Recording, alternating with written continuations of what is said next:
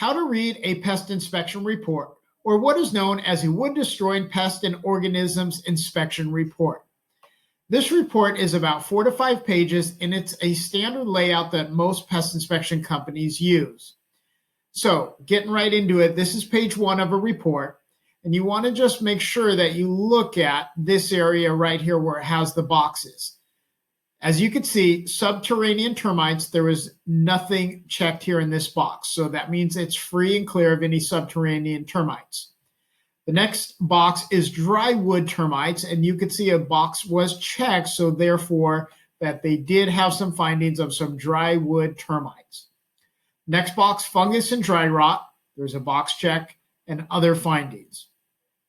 So you will see this is not a clean report, so there will have to be some items addressed in what is known as Section 1 and Section 2, in which I will get into a little bit further. On page 1, you'll see there's a perimeter sketch of the property along with the findings. 2A, 3A, and 4A are the findings in this particular report. And we will get to those in a moment, but it will just show the location. Unlike a home inspection report, they actually show photos of the findings, but not in a pest inspection report. It will just have a sketch and with the notated items identified here. As we scroll down on page 1, you'll see the pest inspector who inspected it, their state license number, and their signature. Page 2 of the report here is just some housekeeping items or some general disclosures to talk about what is an actual pest inspection, what they are looking for. For instance, a wood-destroying pest and organism inspection report contains findings as to the presence or absence of evidence of wood-destroying pests and organisms in visible and accessible areas, and contains recommendations for correcting any infestation or infections found. So let's get into it. You will see here on page 3, it's going to tell you what Section 1 and Section 2 actually are. And this is very, very important that you know what these things are.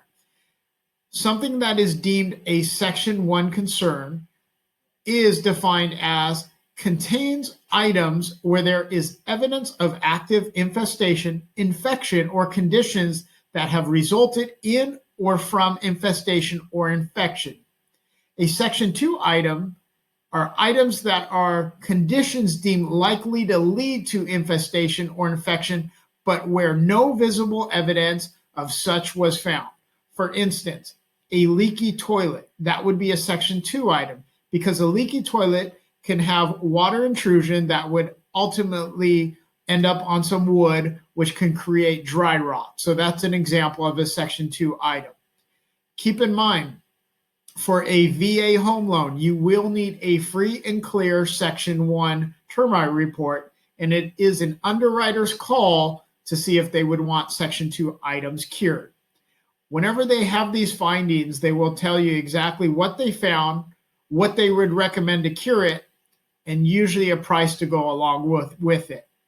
So you will see on the Section 1 items here, there were 2 major findings, the 2A and 3A.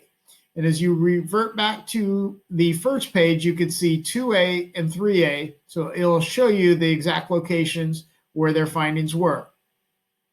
So their first finding was evidence of dry wood termites was notated in the sub area. The recommendation is to remove or cover accessible dry wood termite fecal pellets. Now, their recommendation here is what's called a fumigation. So this means they have to tent the house, you have to turn off the PG&E, and you have to vacate the property for at least 2 or 3 days. So it's a pretty big job here, and they shoot chemicals to make sure that they get rid of the dry wood termites. The second finding is fungus and dry rot. Very common. Dry rot is actually found in more than 50% of homes in the United States, most commonly found on fascia boards, especially ones that don't have gutters, where rain or water that repels off the roof starts eroding onto the 2x4 or the 2x6 and causing dry rot. A lot of times the pest inspectors will go around with a ski pole or some type of poking tool, and if they can penetrate the wood, oftentimes that means that it does contain dry rot. So the next finding, it says evidence of dry rot fungus was noted on the roof sheathing. So their recommendation is remove and replace with new materials as necessary. So typically this is just like replacing wood, not too big of a deal. The first one though, when a pest inspector calls for a full-on fumigation, that can be a big deal, which can cost $2,000 to $2,500 or so. The only Section 2 item you will see here is they found wood to structure contact, install metal flashing. Now, basically what this is, for instance, a very common one would be having a fence here that is lined up to a exterior wood house. So what they're calling for is to install metal flashing that would act as a partition. Because right now, if there is a wood fence that butts directly up to a exterior of a home, they see it as termites can crawl across the wood on the fence onto the exterior structure. But if you put a metal flashing in, it's not wood to wood on the contact, so that is a barrier or a protection from the spread of any termites getting in or anything of that nature. So those were the findings here.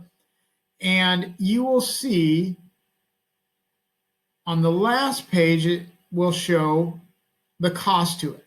So you can see the Section 1 items are right here, and then the Section 2 item was right here.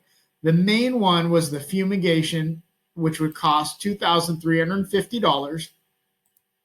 The other dry rot was only $300, and then installing a metal flashing was $150 here. So to get a full-on clear report here, it would cost $2,800. Now, that can be negotiated whether a buyer or seller pays for it. And as long as you don't mark on the real estate purchase agreement, the RPA, that the pest inspection is part of the contract, then this is carried outside of escrow. So it won't be a condition for the loan. But keep in mind, if you do put that a Section 1, Section 2 is required on the contract, oftentimes an underwriter for the loan will require these to be repaired, cured, and taking place.